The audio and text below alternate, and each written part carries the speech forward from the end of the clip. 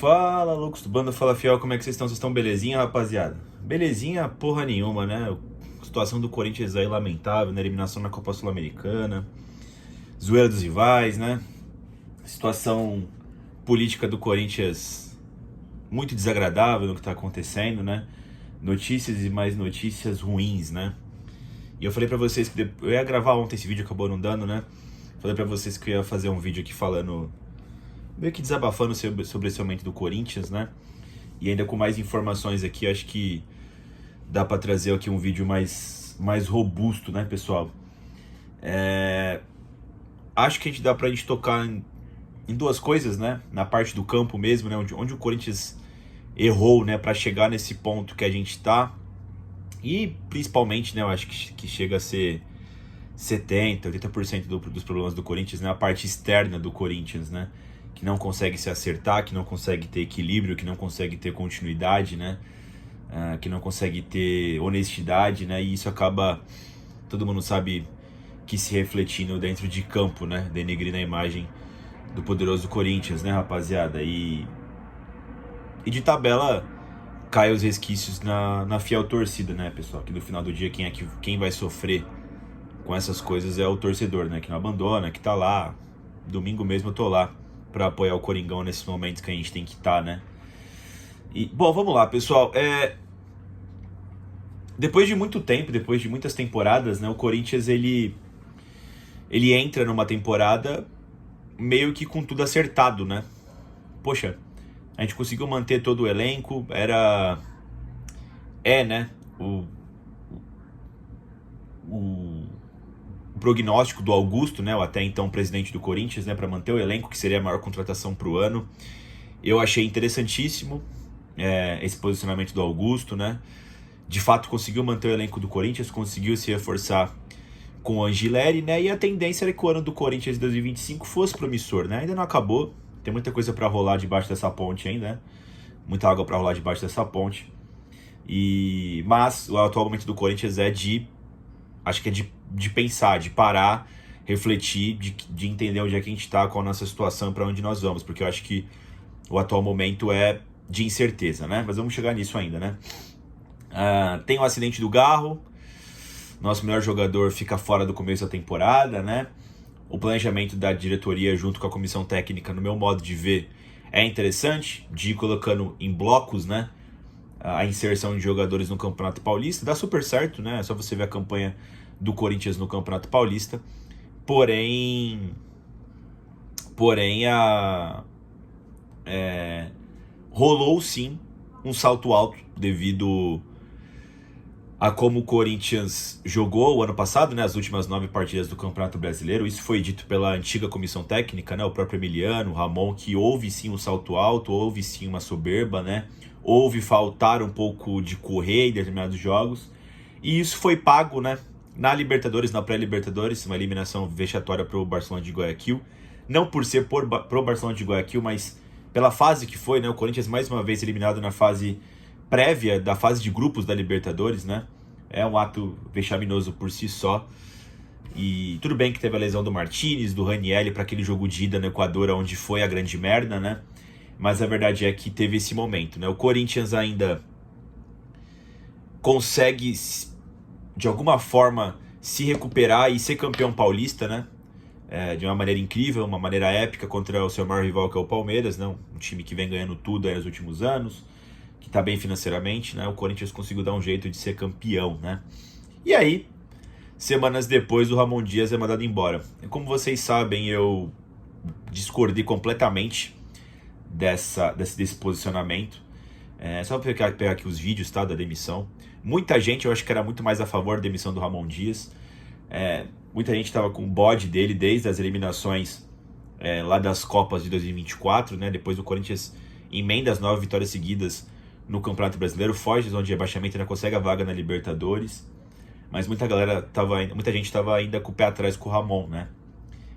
O clima quase ficou inviável depois da eliminação para o Barcelona de Guayaquil, e mesmo assim o Corinthians consegue ser campeão paulista.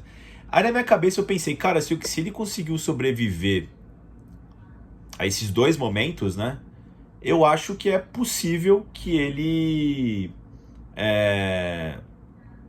consiga ser demitido agora. Não faz nem sentido uma demissão agora, né? Perdeu 2 jogos pro Fluminense e pro Palmeiras, né? Claro que foram partidas ruins. Eu pensei, mas porra, se ele sobreviveu aquelas 2 situações, dá pra sobreviver essa também, né? Fora também o adendo do Corinthians estar sem o Garro, né? Que depois sofreu uma lesão aí, né? Já tava convivendo com a lesão. E o Corinthians precisaria encontrar uma nova forma de jogar. A diretoria não teve paciência, parece que até o Fabinho Soldado foi contrariado, né? Foi uma decisão do Augusto de mandar embora o Ramon. É muito conselheiro falando em cima, né? É influenciador que não sabe porra nenhuma de futebol. É torcida organizada, né? Que, porra, não quero botar a culpa na torcida, mas depois que o pessoal se posicionou a favor da demissão do Ramon Dias, o Augusto foi lá e demitiu, né? Faltou culhão pro Augusto, faltou... Eu acho, tá? Faltou ali uma ideia do que ele quer de futebol. E talvez a menor crise que teve ali, ele mandou embora o Ramon, né? Enfim, aproveitou e trouxe o Dorival Júnior, que é um bom nome, tá? O Dorival. Talvez tenha tentado aproveitar o momento do mercado. Tinha o Tite no mercado também, né? Que quase foi acertado, né? Pra fazer essa troca. Demorou pra fazer essa troca, né? O Corinthians sofreu nas 3 partidas ali. O Orlando, que era o interino, acabou fudendo com a parte física da equipe do Corinthians. E aí chegou o Dorival Júnior, né? E aí o Corinthians, que tinha um problema de já estar sentindo falta do Garro e não ter encontrado uma forma de jogar sem o Garro ainda, né? Depois de ter encontrado um bom entrosamento, porra, ter sido o time sensação no final de 2024, né? Também tinha que... O Dorival tá tendo, né? Que gerir a parte física da equipe do Corinthians. Ele que se esmureceu ali no comando ali do Orlando, né? Naquelas 3, 4 partidas ali. Ramon, Orlando pro Dorival, né? E o Dorival, nesse meio tempo, mudou completamente a forma do Corinthians jogar. Pra quem falava que o Dorival era um cara mais feijão com arroz, embora ele estivesse fazendo feijão com arroz, ele fez o feijão com arroz dele, né? Estava sendo feito outro tipo de futebol, né? Nunca mais o losango foi repetido no meio campo. O Corinthians passou a jogar no 4-4-2 flat ou no 4-1-4-1, nessa ideia, né? E o Corinthians mudou muito a forma de jogar. Então a forma que eu vi o Corinthians, ele com o Dorival tenta de alguma forma sobreviver da melhor forma possível até a parada pro Mundial, para ele conseguir implementar as ideias dele, para recuperar todo mundo bem fisicamente e ter o que jogar no segundo semestre de 2025, né? Bom, o Corinthians chega, né? Tem mais 2 jogos agora de Brasileiro antes do Mundial. Mas teve danos colaterais, né? A eliminação da Copa Sul-Americana. E aí, você falar sobre a Copa Sul-Americana em específico, né? Eu acho que a Copa Sul-Americana ela acabou sendo... como eu posso dizer? Tudo que poderia acontecer de ruim aconteceu nos jogos da Sul-Americana. A falta de interesse dos jogadores do Corinthians durante parte do ano, né, que acabou fazendo o Corinthians ir para a Sul-Americana. Depois, na Copa Sul-Americana, o Corinthians começar a Copa Sul-Americana daquele jeito, com aquele meio vagabundo após vencer o Campeonato Paulista.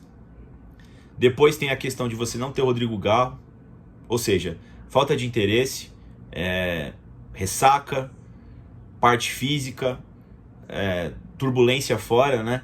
E isso, porra, não afetou tanto o Campeonato Brasileiro, porque é um campeonato longo, e também não afetou tanto a Copa do Brasil, porque teve só um confronto, né, que foi contra o Novo Horizontino, e o Corinthians conseguiu passar até que de boa, né? Mas a Sul-Americana foram ali os momentos difíceis, né? No meu ponto de vista, o Corinthians ele é eliminado na partida contra o América de Cali aqui em São Paulo, porque mesmo perdendo no começo, perdendo a estreia sul-americana contra o Huracan, depois empatando com o América de Cali lá em Cali, né? Ficando 2 jogos sem vencer, muita gente falando que o Corinthians estava eliminado já. Não, longe disso.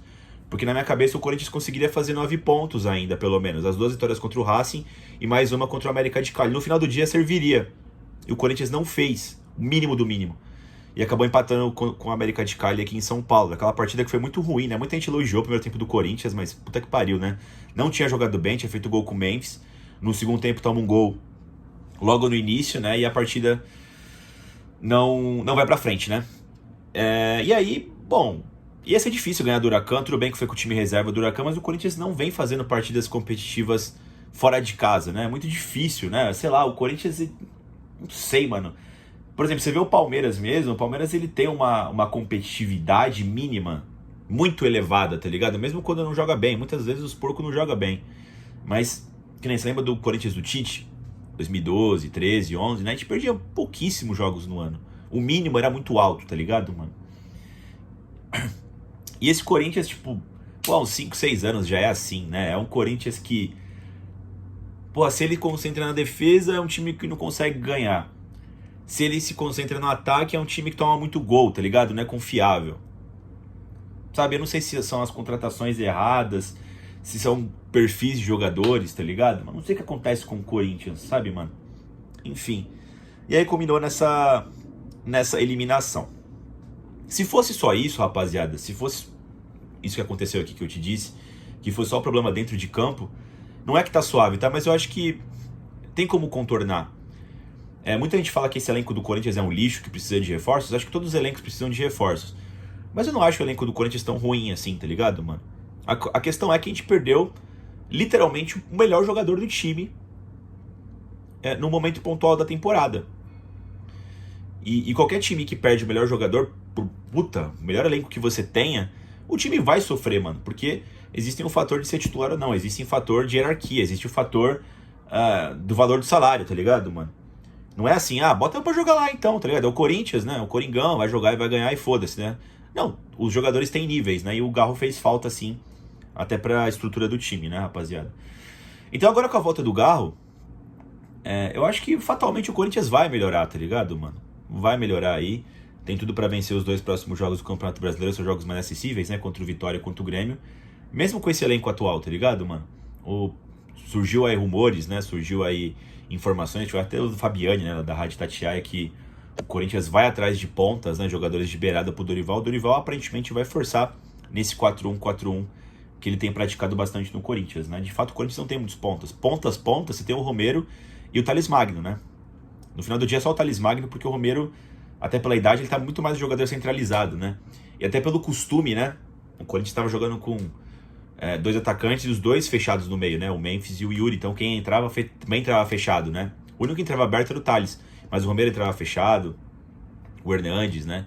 Enfim, esses jogadores de frente entravam fechados, né? Quando eu falo fechados longe da linha de lateral, né? Tipo, centralizados, né? Então eu acho que factualmente é melhorar. A questão e aí, por isso que a gente fala que não é só campo, né? Aí que entra a parte política do Corinthians, né? Desde o começo do ano, o ex-diretor financeiro do Corinthians, né, lá o Pedro Silveira, né, ele já tinha cantado a bola que o Corinthians, tudo bem, ele poderia sobreviver à primeira janela do ano mantendo o time, fazendo contratações pontuais, né, de tipo trazer caras sem contrato, tipo Angileri, mas factualmente o Corinthians vai ter que vender jogadores no meio do ano para poder sobreviver, até pelo estrangulamento financeiro que o Corinthians vive por conta das dívidas, né. E estão falando da venda do Yuri, da venda do Bidon. E para complementar com isso, todo esse problema financeiro, você tem um problema político do Corinthians, que é a questão do Augusto. É muito ruim você ter um presidente impeachmentado, tá ligado, mano? Porra, quem se fode é o clube, sabe? Quem tem a marca denegrida é o clube, tá ligado, mano? Porque gera uma instabilidade ainda maior política. Não é a mesma coisa com os jogadores. Surgiu aí rumores aí que o Corinthians está devendo premiação, luvas para alguns jogadores do elenco. Supostamente o Memphis tá puto com isso aí. Então, cara, tudo pode acontecer na janela. Se eu tinha aqui uma linha de raciocínio que eu falei até agora, pautada na visão campo, que o Corinthians eventualmente ia melhorar, ia dar uma remontada, né? E tentar alguma coisa para o segundo semestre, seja uma vaga no G4 de Libertadores via Brasileirão, seja talvez buscar o título da Copa do Brasil. Muita gente fala que o Corinthians não tem chance, mas porra, o Corinthians chegou no mínimo em semifinal nas últimas 3 temporadas. E nas 3 parou pro campeão. Perdeu na final pro Flamengo em 22 os pênaltis, perdeu pro São Paulo na semifinal de 23 e perdeu pro Flamengo na semifinal de 2024. Todos por placares no agregado mínimos, né? Por um de diferença, né?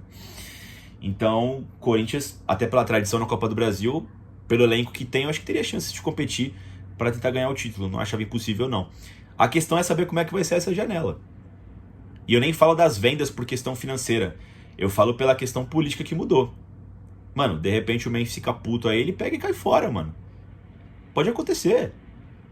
A gente não sabe como é que vai ser a gestão do Osmar Stabile, né? A gente nem sabe se vai ser o Osmar que vai continuar, se o Augusto pega e volta, tá ligado, mano? O Augusto tinha que sair mesmo, tá ligado, mano? O cara que é indiciado acho que não pode estar no comando do Corinthians. Ah, mas Felipe, se o cara provar a inocência, depois ele volta. Porque, mano, é foda você ter um cara acusado no comando, tá ligado, mano? Não gera credibilidade, entende? É difícil, mano. Não é uma situação tão fácil assim. Então, na parte do campo, até junho, eu acho que poderia melhorar, tá ligado, mano? Dorival vai ter tempo de trabalho aí, vai ter a parada do Super Mundial. A questão é saber como é que vai estar o Corinthians nessa janela, mano. A questão é saber quem é que vai ficar. A questão é saber quem é que vai chegar, se vai chegar de fato, né? Aparentemente, até pelas falas, né, do novo presidente aí, do Osmar, acho que vai ter que vender alguns jogadores, né? E aí, a minha projeção de que o Corinthians pode remontar, pode voltar para algo maior para a segunda temporada, para a segunda parte da temporada, pode esmurecer, né? Essa é a minha opinião. E o Corinthians tem objetivos bem mais humildes para a parte final de 2025. Eu acho que é isso, pessoal. Eu acho que é mais um vídeo de desabafo aqui, uma linha de raciocínio que eu tô tendo aqui, tá ligado, mano? Dado as informações que a gente tem aqui. Tô fazendo aqui uma série de conjecturas do que pode acontecer com as informações que eu tenho.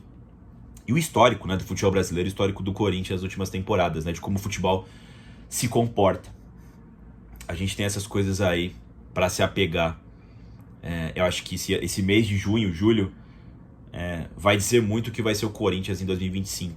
Se a gente continua ali naquele patamar, né, de segunda prateleira do futebol brasileiro, abaixo do Flamengo, do Palmeiras, né, que, porra, vivem um outro momento, né, e talvez dê pra buscar alguma coisa, tipo uma Copa do Brasil, até uma Copa Sul-Americana, só que a gente acabou sendo eliminado, né, a bomba explodiu lá, então sobrou só a Copa do Brasil pra gente poder sonhar, né, e fazer um campeonato íntegro, ou, de repente, como fosse essa janela, o Corinthians vai ser meio de tabela ali e o melhor dos cenários busca uma prézinha, né, para 2026. Acho que o que mais assusta o torcedor, ou o que deveria assustar, é essa neblina no horizonte. Eu não consigo saber o que vai acontecer. Isso que é foda, mano. Porque se você sabe o que vai acontecer, eu não tô falando de prever o futuro, tá?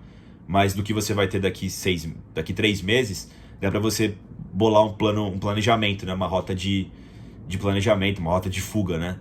Agora, quando você vai entrar em mares, né, com águas misteriosas, né, você não consegue saber se você vai sair de lá, né, rapaziada, e é complicado, né. Eu acho que é isso, pessoal, deixa nos comentários aí o desabafo de vocês, o que vocês estão sentindo aí, se é revolta, se é medo, se é tristeza. Eu gosto sempre bastante de saber também o que o público aqui do canal pensa, tá ligado, pessoal? É isso, pessoal, deixa o like no vídeo, inscreva no canal e vai Corinthians!